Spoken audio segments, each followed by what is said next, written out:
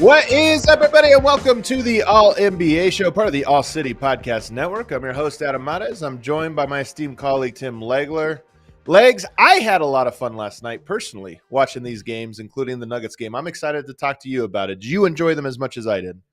I had a great time. I enjoyed it so much that I decided, through the importance of today's show, to throw a tie on for you, Adam. This is how serious I take this time of year. Yeah, I had a great. It was a great night. Super looking forward to that game, and it lived up to it. I just thought that the intensity was there, man. That felt like it should feel, and I didn't doubt that because the way Minnesota plays, their identity is defense first, and they play hard consistently, and you knew Denver was going to bring it, so it lived up to it, man. I thought, and Denver, of course, they had the fourth quarter you would expect a champion to have. Yeah.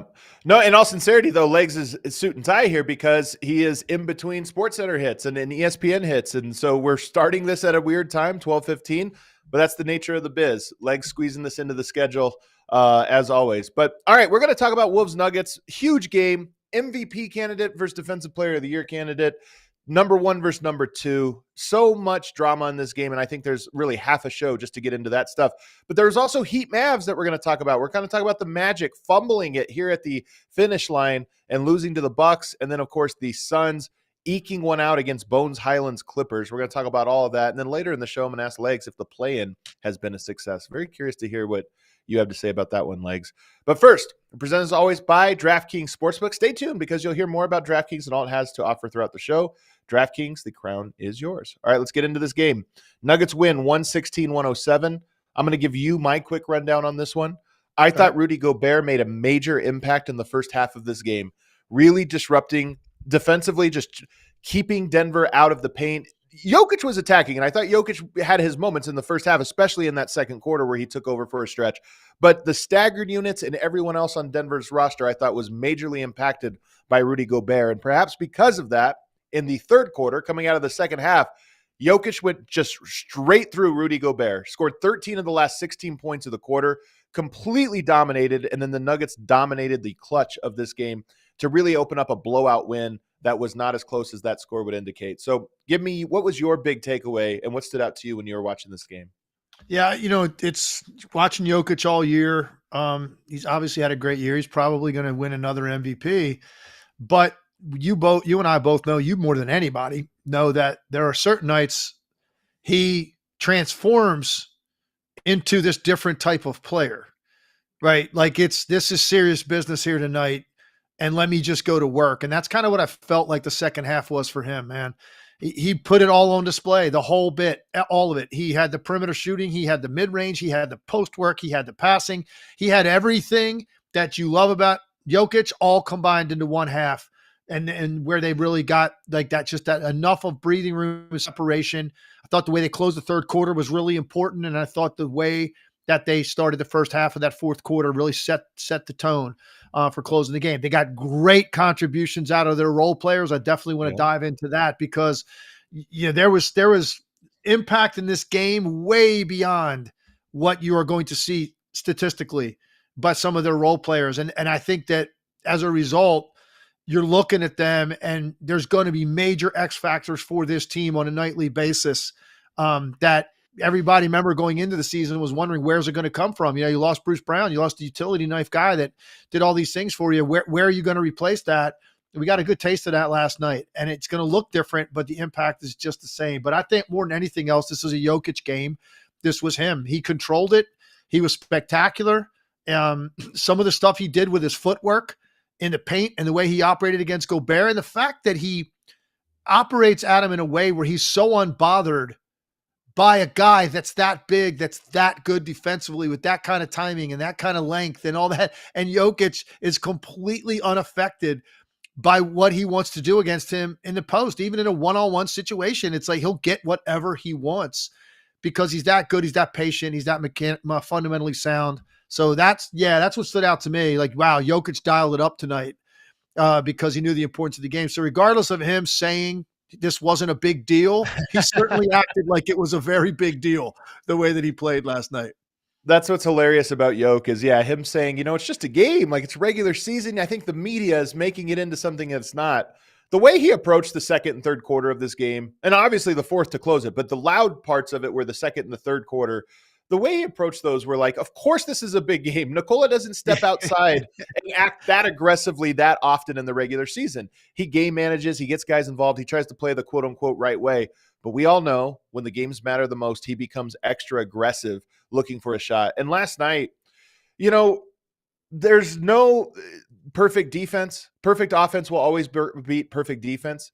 Last night was the epitome of that because I honestly thought Rudy Gobert had an A game. He had an A game. There's nothing he did wrong. He was affecting things. But when Yoke determined that he wanted to go at him, it almost became, he was almost bullying Rudy Gobert in that third quarter, where at a certain point, you're almost like, my God, Joker, let him off the hook for once. Just quit doing this. He was going at him. He was going through him. He was drawing and ones. Rudy Gobert was losing it. You could see he was starting to get extra frustrated. And to me, because I watch the Nuggets all the time, Legs, I know this is going to sound crazy, but when you watch Jokic, he's such a unique player. When you watch him all the time, you just kind of learn that how much he's in control, even when he doesn't always feel quote unquote dominant. There are guys in the league up 10 points or up 4 points. They're going to turn on the afterburners and they're really going to become aggressive. Jokic seems to always just be giving enough to stay right in front.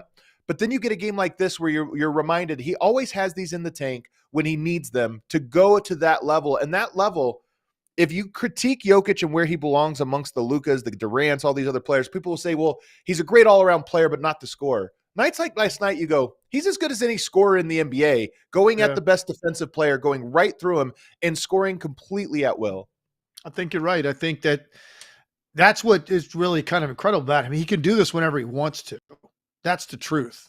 Any night he wants to play that way, he can play that way. And what you saw last night was more what their formula is going to be in the postseason in close games. That's what it's going to look like. And you're going to get, look, he got help.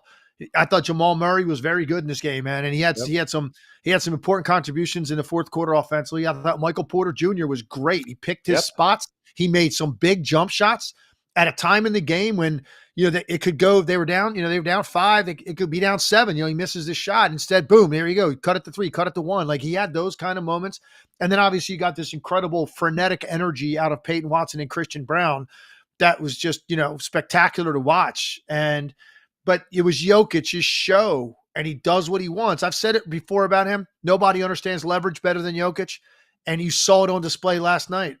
And by that, I mean he has a perfect ability, an uncanny ability to time exactly when he is going to counter where your weight is going defensively. And you'd want to try to lean on him as soon as you think you're going to force him in one direction, and he feels that weight. He times it. He'll catch a couple bumps in his chest or in his back, rather, and he's backing a guy down. And then on that third one, he'll do something with his feet and spin off and just create just enough space for himself. Because obviously we know he's not jumping. He's not jumping very high. He's not getting off the ground to finish these shots. But somehow he creates so much room that when you're watching it, it doesn't look like he's in a crowded paint against the 7'2" elite rim protector. Like you're like, wow, how did he create so much space in this little jump hook at 8 feet with 4 guys around him? It's because he just has an understanding of perfect timing on when to release the basketball.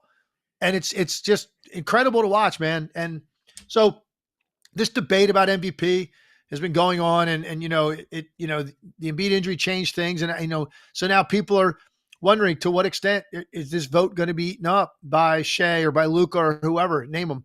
And he has a game like this, and he kind of reminds everybody, man, this is what the best in the league looks like when he gets into that mindset. Yeah, it really was a reminder game, not just from Jokic, but from the Nuggets as a whole. And I love the point you brought up about timely buckets.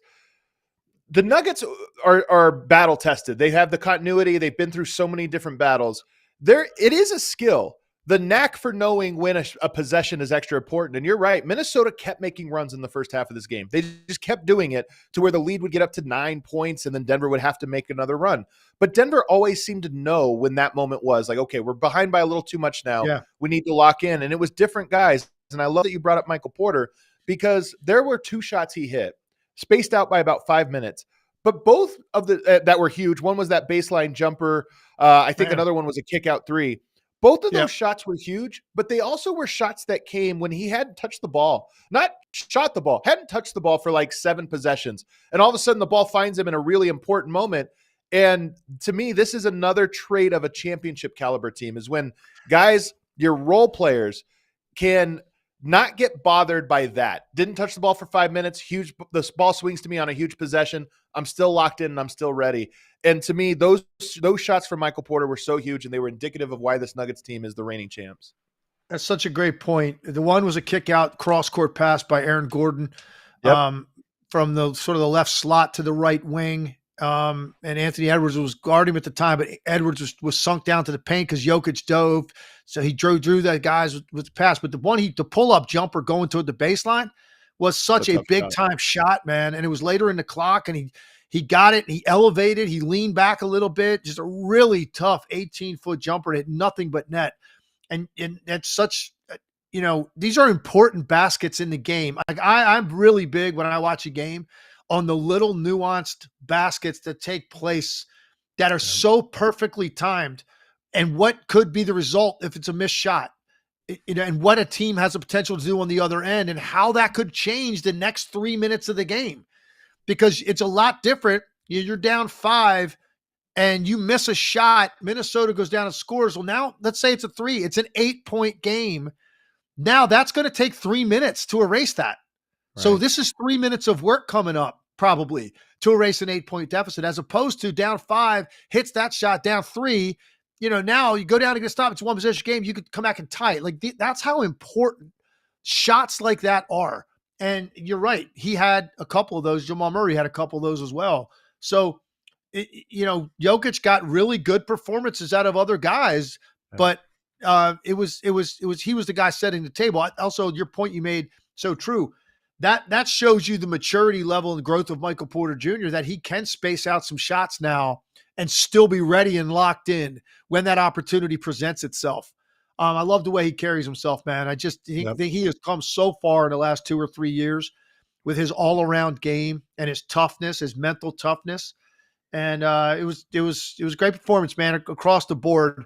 Everybody contributed. Let me ask you, so Rudy Gobert guarding Jokic went very poorly for Minnesota, but usually how they use him is off guarding Aaron Gordon. And in fact, in the first half, they had a lot of success having him guard Aaron Gordon. Aaron Gordon, as a result, last night, just 5 points in 28 minutes. He shot 2 of 7 from the field, 0 of 2 from 3. And I thought Rudy Gobert in that strategy was able to sort of muck up the half-court offense for Denver.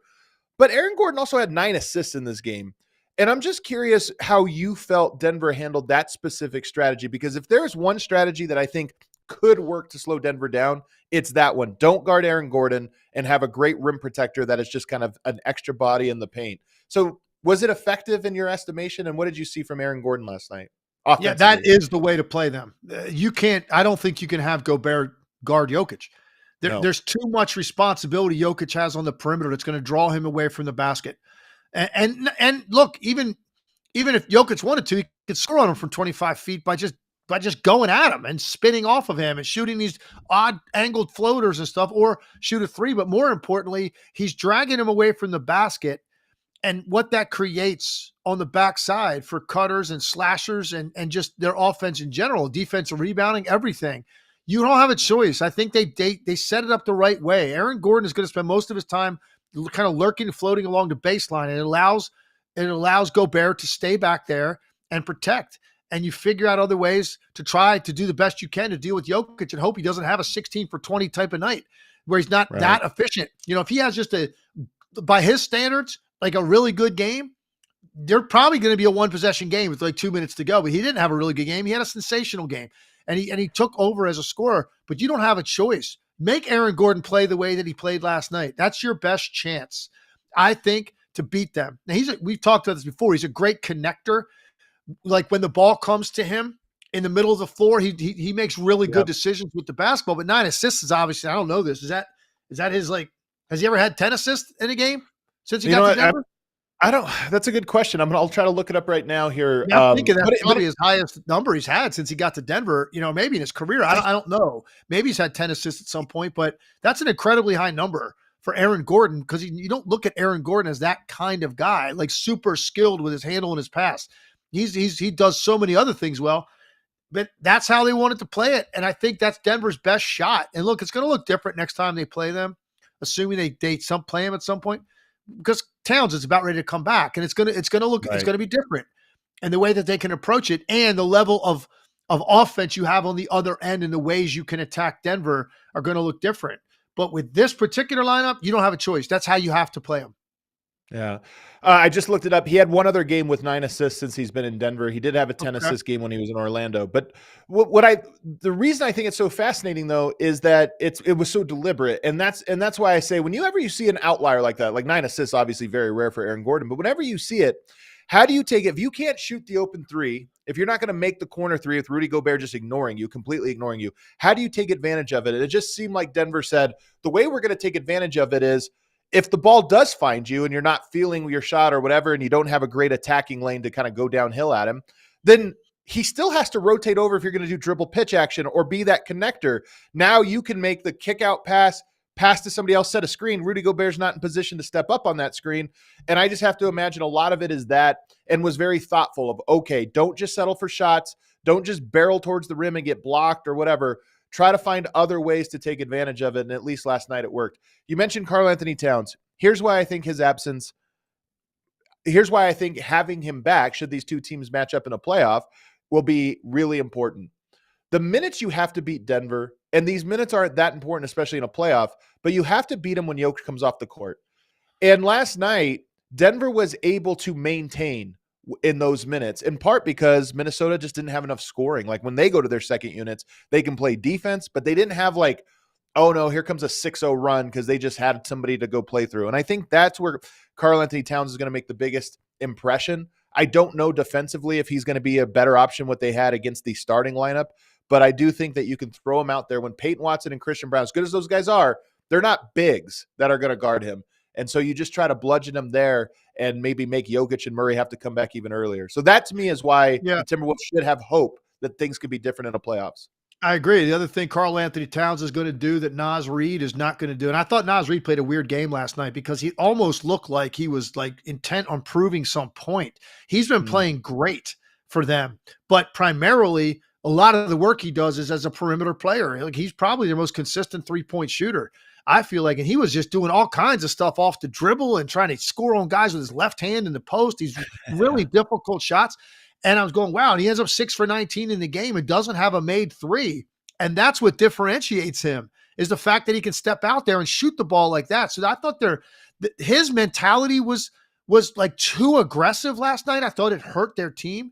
And he's also not going to punish if he gets a switch onto a Peyton Watson, a Christian Braun, a Jamal Murray, a Reggie Jackson. He's not going to punish those guys the way Karl-Anthony Towns is going to. If he gets an opportunity, whether it's a drive or a post up, Karl-Anthony Towns is a much more accomplished player in those situations and beating smaller players if he gets a switch. And Naz Reid wasn't able to do that last night. Anytime he got one, I thought he played a really poor game. That kind of just gave them no chance to win. He had to be a lot better, and he got out of his comfort zone in the way that he was playing, in a way that Karl-Anthony Towns won't. Karl-Anthony Towns is going to be much more able to win that matchup, whatever that ends up being, if he gets particularly a smaller guy on him. So I think that's another way it's going to be very important to get him back. No question about it. And Naz Reid, we talked about this with Anthony Edwards earlier in the year. It's not just about having the talent. Then you have to start to see, how do you manipulate the defense? Like, it's okay, I can score on these guys, but if they adjust in this way, how do I maximize our ability to take advantage of that adjustment? And to me, that's where Naz Reid, and look, he's a bench player. I think he's more than that, but he's a really good bench player, but he's not a superstar. That curve is probably going to be a little bit slower for him to figure it out. But I think that's how I would define it. Is last night, it was almost like the message to him was, we need scoring, and we need you to be more aggressive. And it was just go. It wasn't, okay, how do I manipulate whatever they're doing to take advantage of it? It was just, let me try this move. Let me try to go to the basket. Let me try to be aggressive here. And this is why in legs, I keep talking about the Thunder and about the Wolves as I have complete respect for them. Even in last night's loss, I was impressed with Minnesota. Honestly, I'm trying to be serious. I was very impressed with a lot of things. We'll get to some of them. But those lessons, okay, it's more. There's a game within the game. It's not just can I score here. It's can I take advantage of what they're trying to do to set the table. Those are things that you have to learn in a playoffs, and you see the value of them more in a playoff setting than you do in the regular season. And I think that's why when I talk about Oklahoma City and I talk about Minnesota, they might learn those lessons on the fly and adjust and overcome. But those are the things that I say, I just have to see it. And last night, Naz Reid, as great as he is, that's what he needed to do. And I just felt like it was more in attack mode, almost mindlessly, just try to get to the rim, try to get to my shot. And that's only so good when the other side is perfectly attuned at taking advantage of defensive adjustments. Completely agree with that. And I also think last night you saw, the difference between a guy like Jokic, and the word I use all the time is control. It's a big part of when I start evaluating the tiers that guys are in this league and ranking them and trying to figure out who's who at the top of the food chain, controlling the game. And as great as Anthony Edwards is, and he's a spectacular athlete, and he really competes, man. I love how hard he plays and how badly he wants to win. I do believe that about him. He doesn't control the game in that way, the way that Jokic does, the way that Luka does. I even think the way that Shea does, LeBron.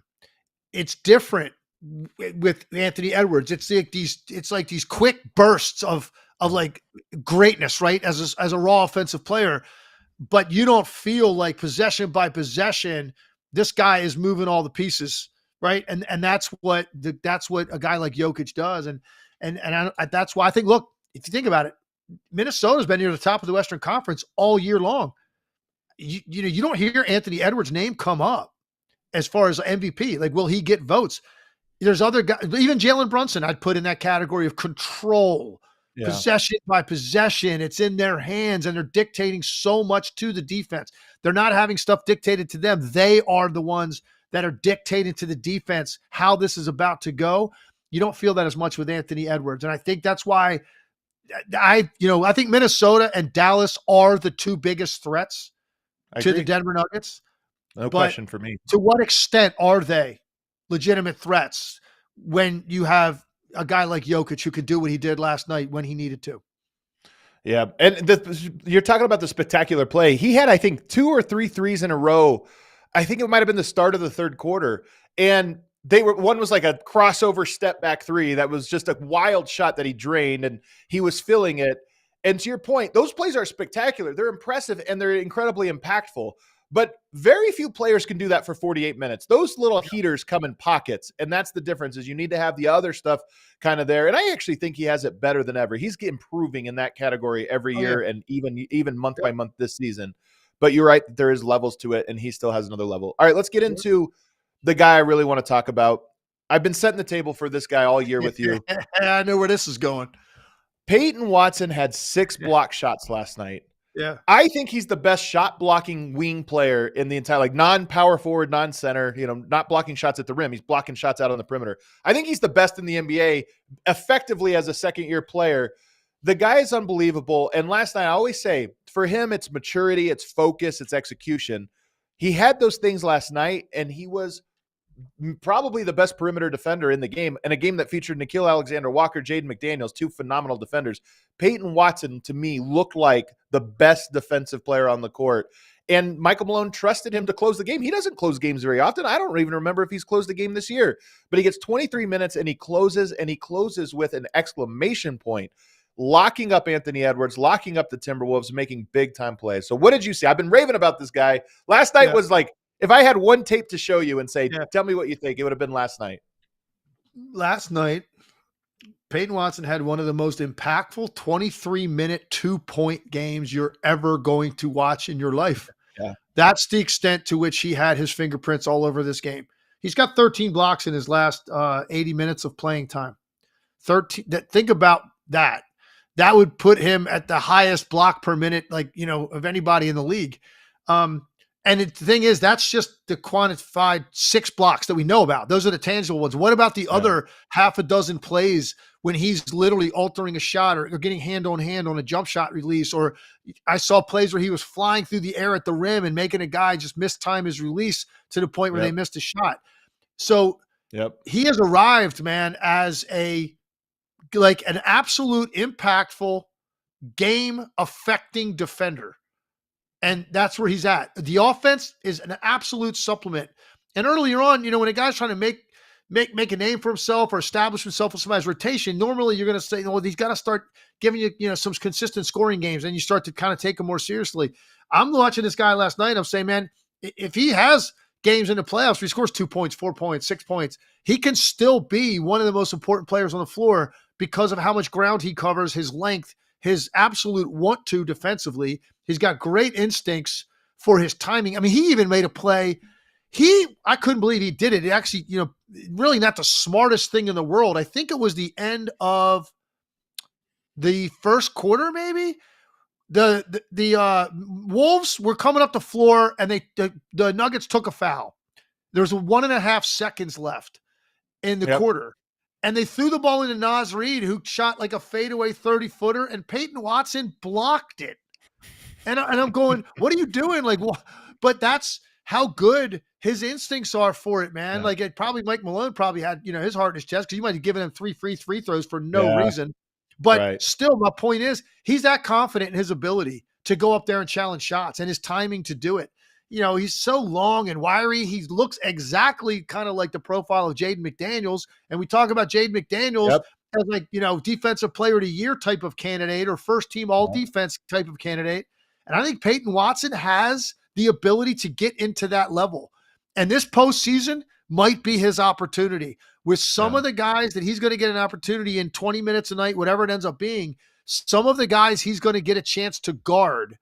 He has a real chance to establish himself as one of the real elite perimeter defenders in this league. I thought he was sensational last night. Like, I'd love to see a clip of just 23 minutes that he's on the court where a camera's on him the entire time. That's what I would want to watch to really get a feel for what this guy's looking at and the ground he's covering and his instincts defensively, because he was incredible last night. He is one of those guys that makes defense fun because the plays are spectacular. They're not just, normal. They're those crazy blocks. And I saw somebody in the chat, I called him the best shot blocking wing in the league. And somebody said Scotty Barnes is by far, whatever. They have the same number of blocks this year. Scotty Barnes and Peyton Watson. He's played half the minutes. Right. The guy blocks shots at just an insane rate, man. And, he's basically a rookie. Last year was like a redshirt year. This is basically a rookie year. I just think when Denver is able to fully unlock him, and he still makes a lot of young mistakes, but when they're ready to unlock him, I think the future's bright because he is that. I love Jaden McDaniels, Herb Jones. It's that mold of defender, long and the kind of guy that shuts you down. Not just a guy that goes out there and makes plays, but a guy that actually has shutdown potential. And by the way, Anthony Edwards in the second half, did he score? He might have had 2 points in the second half. He was really hot to start the game, but kind of went away. The other guy, Christian Brown. Go ahead. Yeah, okay. I thought we were going to move on. I'm glad you brought him up. Go ahead. Say what you're going to say because I wanted to talk about him real quick. Yeah, so Christian Brown would be the other guy. Denver, Calvin Booth is drafting defensive players to put around the core because I think he believes in the core of the Nuggets. So now it's like, let's just find length and defense. Christian Brown is part of that. And he had 3 dunks in a row to punctuate this game at the end of it, also making defensive plays. What'd you see from him? Well, first, the dunks were great because that's really where they put the game away. It was that little flurry of the first one was just absolutely incredible. He comes in, Gobert's under the rim, waiting to time this thing up. And he takes off and he's got the ball in his right hand and he switches it in the air to his left hand and comes in with like a hook dunk real quick. Clearly just totally caught Rudy Gobert off guard. Did not see that coming at all. That was a huge play. Then he gets the two-handed lob. Or maybe that was the third one. Then Jokic hit him on the back cut when they ran the action at the top. They messed up the communication and he hit Braun over the top for the 3-point play dunk. So that flurry was what people are going to be talking about. I was more interested in some of the stuff he did defensively. And he must be really strong because he gets switched on And you had some guys trying to back him down, Anthony Edwards and Naz Reid at the top of the Yep. list, and they couldn't go anywhere. Like they couldn't gain 1 inch in trying to back him down into the paint to shoot something. And in Edwards' case, he was trying to get to like a turnaround jumper, couldn't get to a comfortable place. And then Naz Reid wanted to back him down and get to a little soft jump hook he likes to shoot and couldn't move him. Christian Braun is strong. He's competitive. He had a couple other plays. He made a really good block one time with a possession late in the clock. Minnesota got down the lane, and he jumped up, blocked the shot to save the possession for them. He's so competitive. I love the fact also he wears his emotions on his sleeve, man, because the fans react to him. It's obvious, and he gets so hyped that it's just worth something more to their team. I love the bench's reaction when they ran onto the court after that third dunk and swarmed him. You know, it was pretty awesome to watch. So to answer the question we started this thing with, like, where was it going to come from? Like, what was different about the Nuggets team going into the season? They're going to have to get that from somebody in the playoffs. I think you found your answer with Peyton Watson and Christian Braun, at least in terms of energy and defense and, you know, impactful like plays. The offense, yeah, Reggie Jackson is going to be a big part of that, but the defense and just the energy and not giving up anything on switches, Watson and Christian Braun, man, they're going to be so important to the Nuggets. And in the regular season, the Nuggets without Jokic on the court have really struggled, and that's the minute those guys have been playing. I think if you're a Nuggets optimist, you look at it and say, in the playoffs, Denver's going to have 2 starters on the court at all times. They're not going to go to their hockey rotation where you do all bench lineups. And Christian Braun and Peyton Watson in particular, if they need to be two-way players, they're going to struggle. If they just need to be lockdown defensive players and just, you know, slash, rebound, whatever, then I think you can get minutes like last night. And if Denver wins a title this year or not, whether they win or not, is going to be determined by how well those guys are able to impact games. Do they play like last night where it's all defense and everything shining? Or do they have games where maybe they're relied upon a little bit more offensively and now you're stuck in the mud? This is why Karl-Anthony Towns not being there last night, I think really you don't want to read too much into it because they weren't going up against a dynamic bench unit offensively. And that allowed them to just focus on defense, turn it into a grind, and you can win the game. But those two guys, Christian Braun, Peyton Watson, they're just phenomenal defenders. I think they're both better than Bruce Brown is as a defensive player. Bruce Brown brought other things like ball handling, but just purely on defense, those guys make a bigger impact. And that's why I think Denver has a higher defensive ceiling this year as they head into the playoffs. All right. Any final thoughts on this one before we move on? No, I just think, you know, it kind of set the stage for Denver now. What, you know, I don't think they were necessarily gearing up for the 1 spot, but now the fact that, you know, it's pretty much in their hands to control this and have home court, everything's going to go through Denver. I think it's just going to make them that more of a prohibitive favorite to get to the finals, and a lot of minds repeat. But this was a game that lived up to what I expected it to be, man. It was fun and entertaining, and it looked to me, I mean, I don't know, I wasn't there, but it looked to me like that crowd was in finals form last night, man. That looked like an electric environment. Biggest game of the year, and Jokic had one of his best nights of the year, so that says a lot about him.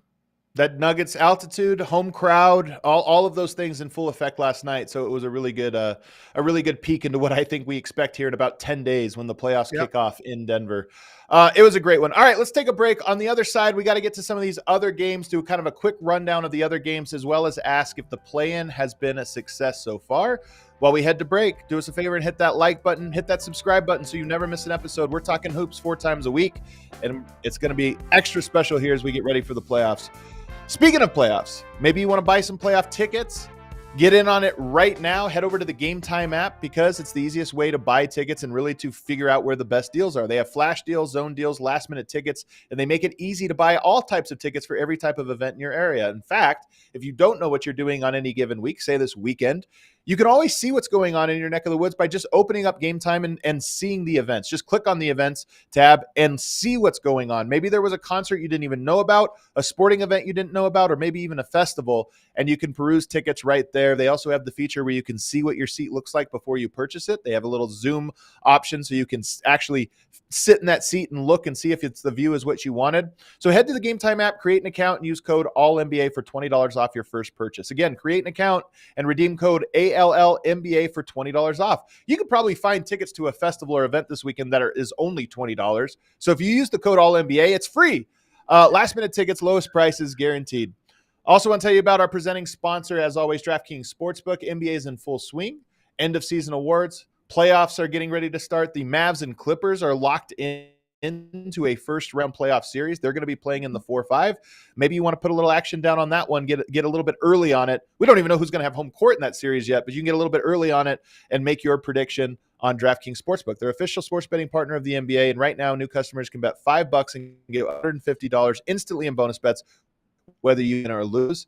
North Carolina listeners, don't forget, DraftKings Sportsbook just went live in your state, so you can sign up and get in on the action if you're one of the people in North Carolina. Download the DraftKings Sportsbook app, use code ALLNBA. New customers bet $5 to get $150 instantly in bonus bets only on DraftKings with code ALLNBA. The crown is yours. Gambling problem? Call 1-800-GAMBLER. Or in West Virginia, visit 1-800-GAMBLER.net. In New York, call 877-8-HOPE-NY or text HOPE-NY 467-369. In Connecticut, help is available for problem gambling. Call 888-789-7777 or visit ccpg.org. Please play responsibly. On behalf of Boot Hill Casino and Resort in Kansas. 21 and over. Age varies by jurisdiction. Void in Ontario. Bonus bets expire 168 hours after issuance. See dkng.co/B ball for eligibility and deposit restrictions, terms, and responsible gaming resources. All right, back here, segment 2, Legs. Let's run through some of these other games that happened last night. The Dallas Mavericks stay hot. They reached the 50-win mark with a 111-92 win over the Miami Heat. Kyrie Irving goes for 25. Luka Doncic goes for 39, 9, and 9. What stood out to you about this one? Well, it was interesting because Luka got in early foul trouble. And That's he right. actually had a really dumb play. He had picked up his second on, I think Tyler Hero came to a jump stop, pump fake. Luka leaned in. He picked up 2 free throws. That was his second foul, like mid-second quarter, first quarter, 6-7 minutes left in the first quarter. He turns, he looks over at the bench to Jason Kidd, and who was going to sub, and he waved him off. No, I'm good, man. I'm good. I got it. He got down the other end of the floor, and there's like a loose ball, long rebound, and he just like goes up and hammers Bam Adebayo. Wow. Just hammers him, like swings and drills him, knocks him to the ground. Of course, Luka hits you with the what? What are you kidding me? He's asking them, he's telling Jason Kidd to review it. Like I'm like, and Jason Kidd like had a smirk on his face. He looked at assistant coach. He's like, what are you reviewing? What are you talking about? You hit the guy across his chest. Anyway, so he gets his third foul, and I'm thinking like, okay, this will be interesting. Let's this is new. Like he doesn't really get in foul trouble almost ever. Let's watch how they navigate this. And all they did was let Kyrie Irving be spectacular. They got their normal, like really timely contributions out of everybody else. Luka came in, still did his thing, a normal night for him pretty much, 29 or 29, 9 and 9.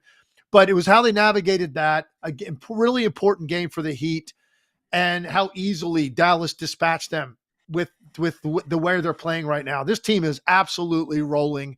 Their rhythm offensively is just sensational. They have figured it out possession after possession. Everybody knows where to be. The rim runners and the shooters are lined up and ready to go. And then it's just he and Kyrie, man, taking turns, breaking you down. And it's just been a beautiful thing to watch them offensively. And they had a little bit of a challenge last night, and it was an absolute minor blip. They had a big lead. Miami erased most of it, and then Dallas wins it going away. So they didn't have any hiccups last night on their continued like momentum that they have built up that I think is going to continue all the way into the first round. I love that you brought up the third foul, by the way, because there's two things a coach can never trust. One is when a player tells him, I'm fine, leave me in. I know what I'm doing. I won't get it. And the other is when they tell you to review. And I love that Luka did both in the same sequence. Basically, I'm good. Don't worry about me. I won't foul. And then review the foul. I didn't do it. We were talking about shot making and good team play and the rhythm that they're in. And to me, this is why I'm buying Dallas. I told you my formula for picking the playoffs and who I believe versus who I don't is kind of simple. On the offensive end, there are teams that have incredible shot making. The Phoenix Suns are a great example of this. Unbelievable shot makers. There are teams that have incredible connectedness and they play a great team game. Maybe you could say the Miami Heat or the Indiana Pacers are representative of this. The teams that have both, those are the ones that you look at and say, that's going to be a problem in the playoffs. That's going to be difficult to guard. And Denver obviously has this. Dallas obviously has this. They can score when your defense is perfect, and they can pick you apart when your defense slips up. And that to me is why they're so impressive, and it's why they're in the groove that they're in. I agree. And, I'm not going to have anything negative to say about this team right now, the way that they're playing. But one thing I will say to caution them on, like Luka took 15 threes last night. It seemed like that was the shot. He was just preferring that shot all night, that step back three going to his left. Like that's his favorite shot to take. But he was 4 for 15 from the three. And I don't think that's great balance, man. 15 threes, 8 twos. He's too good the other way. So don't make teams, don't bail them out and how they have to defend you because there's no matchup that works for you if you're Luka Doncic. Thought he did a little bit of that last night, hunted some of those a little bit too much on a night he wasn't really feeling it. But it still didn't matter, man. They won the game by 19 points, on the road. And like I said, the Heat, now I'm not impressed with the Heat at all. I don't know. Yeah, this isn't going to be, playoff Jimmy to the rescue. I don't think we're going to necessarily see that this year. That team's flat, man. There's something missing with them. It's not like it's been in years past. So, this is about what you expect, but still, it was important to them. They wanted to win the game. Dallas never gave them a chance, man. They got up big early, and then they won it closing out, going away. So they did it both at the beginning and at the tail end, and when you needed it, the most important parts. They had it both. Well, it's the team they're going to face up in the playoffs, the LA Clippers, rested all of their guys last night, which very interesting decision, by the way.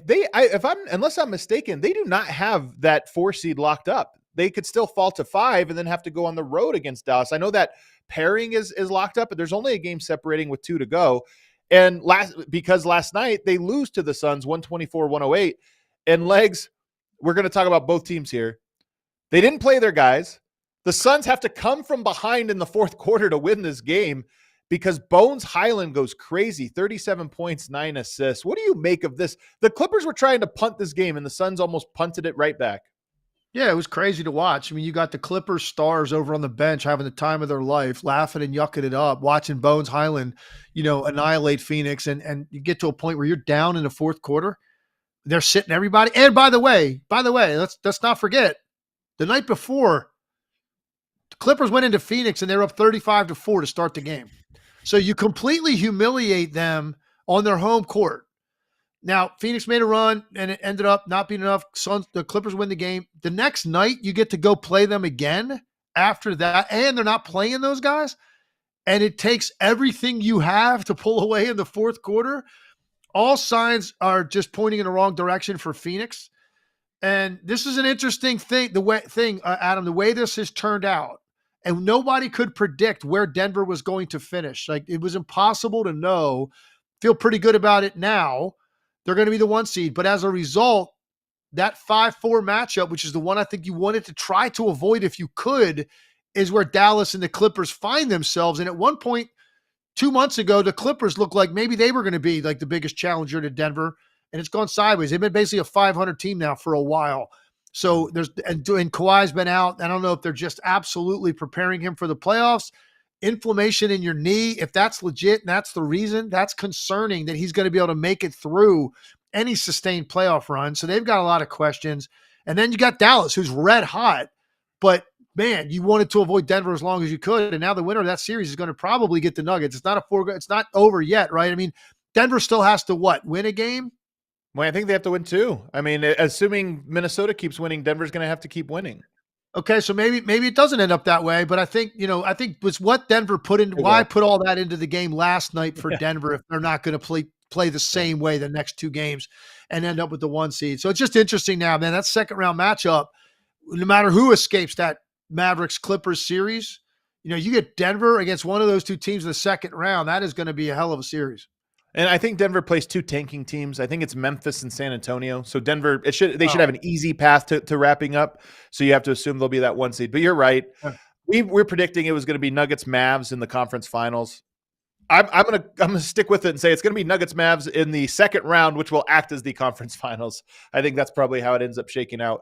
The Bones Hyland I want to mention here. He goes 15 of 29 last night. He hasn't been playing, so he comes to Denver, has a phenomenal rookie season, makes the all-rookie team. As sort of a surprise, gets traded away for Denver, has a tumultuous second season, gets traded away for a bag of peanuts. Basically, Denver said, we have to get rid of this guy. As talented as he is, we have to get rid of him. He goes to the Clippers, and the Clippers don't play him. despite the fact that when he arrived there, they needed a point guard. Like they needed what he brought, and he's not playing. They bring in Russell Westbrook, and now he's buried on the bench. He is so talented, Legs. He's one of the best deep three shooters in the entire NBA. He's one of the quickest first step guys in the NBA, has one of the best handles in the NBA, and he's a remarkable pick and roll player. Defensively, he's always going to be a liability because he's so skinny. He's just so small that he's always going to get pushed around. But this guy can play. 37 points and 9 assists last night. It's frustrating to me because some team, if he ever gets his head screwed on straight and really figures it out, some team is going to pick him up and get a diamond in the rough for what they pay for him because he has so much talent. But you've been around the league long enough. Some guys just don't get their head screwed on straight, and it becomes their downhill. No doubt. And it's too early to know that about Bones Hyland. Is still such a young player. There's no doubt the talent's there, man. Like, I think he has the ability to be one of those, Jamal Crawford, Jordan Clarkson type guys off some good team off the bench. If he's willing to accept that, hey man, you're going to play, probably like 20 minutes a night, some nights more if you really get it going. This is what you're going to do. You're going to play with the second unit, and you're going to be able to shoot a lot, shoot as much as you want. And your defense isn't going to be that big of a deal because you're not going to be on the floor when we need to close games because we're going to have a different lineup in there. If you're willing to accept that, you're going to make a lot of money in this league, and you're going to be valued on a good team. So he's either going to become that, or he's going to fight that constantly because he just thinks he's better than that, and he's going to go from one team to the next, or he ends up on a terrible team for a 2 or 3 year run where he averages 24 points a game, and no one's paying any attention. Like that's right. Pretty much the options for Bones Hyland. I hope he does figure it out because I do think with that kind of raw, natural offensive talent, you can be on a good team, man, if you just stay in your lane and accept how they're going to utilize you, and your profile is going to be a certain thing. Make a lot of money, and if you're on a good team, really get a lot of credit for that, man, and be valued and talked about in a very positive light. We'll see if he gets there. Last night was interesting because you had two guys between him and Brandon Boston Jr. who are averaging 11 points a game combined, scored 60 last night on the Phoenix Suns in a game they have to have. It's just more reasons why I like Phoenix. Very difficult for me to buy into, man. I'm going to, because they're looking at, hey, we got the win by 16. I'm going, well, you fought, took everything you had, and you just gave up 60 points to two dudes that are averaging 11 on the season that don't have any kind of rhythm. So I don't know, man. What are we supposed to take from that if you're Phoenix? But let's just let's get to these play-in games, man, and see. It's going to be interesting to see these two play-in matchups and what that's going to look like. Give me one line on the Magic. They fall to the Bucks. They're short for Franz Wagner. I mean, they've had some injury luck here down the stretch, but they were we just talked about them 4 days ago. They could be the 2 seed. Now they're back down to the 5 seed. Well, it's bad timing. Wagner to go down on Sunday, rolled his ankle, so he didn't play the last 2 games, and this was their season, really. This was what was right in front of them. You got Houston, and then you got 2 games with the Bucks still, and it's like you're at full strength.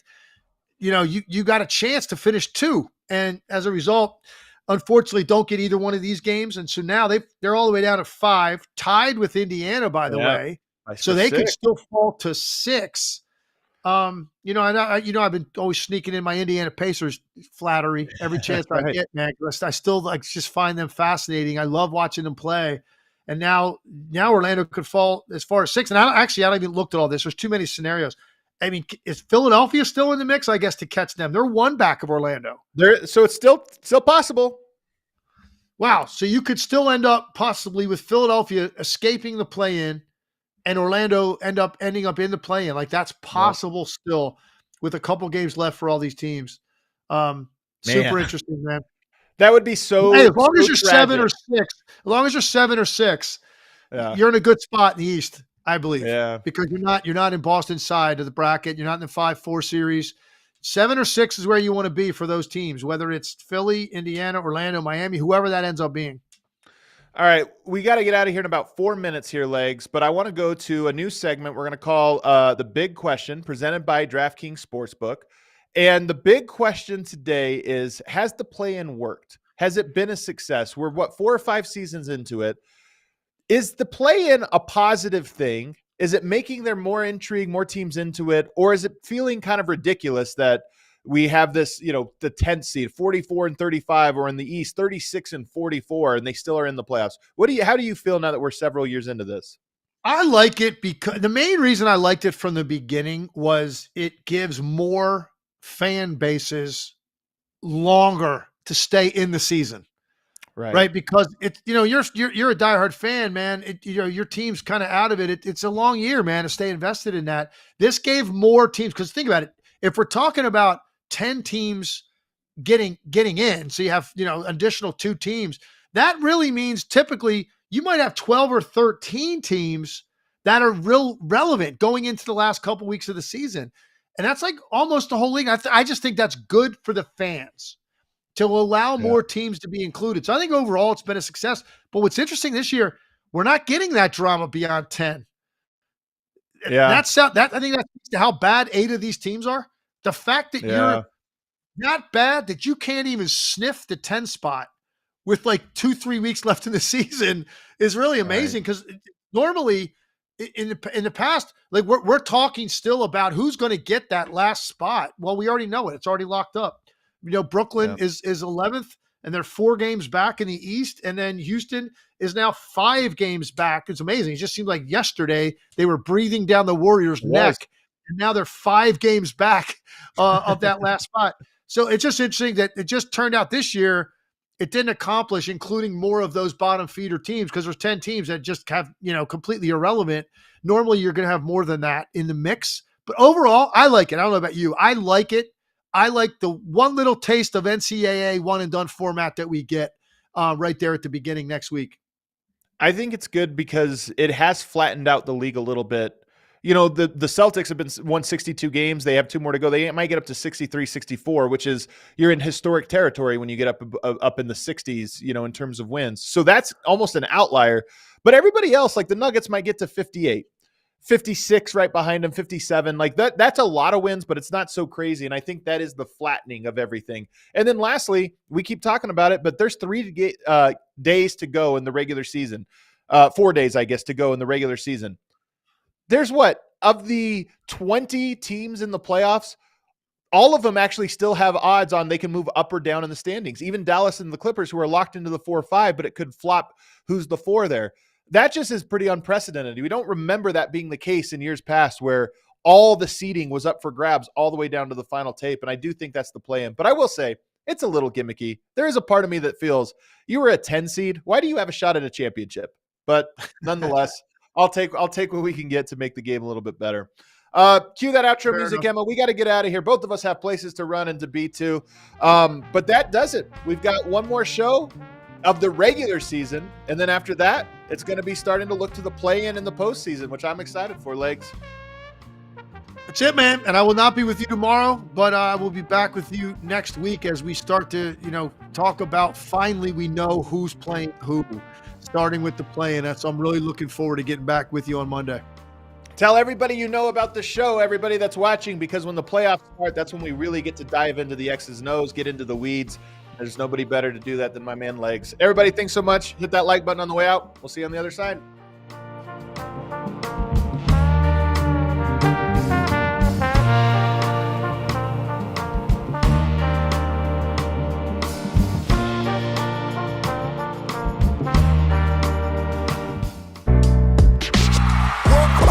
We all silly like the mayor.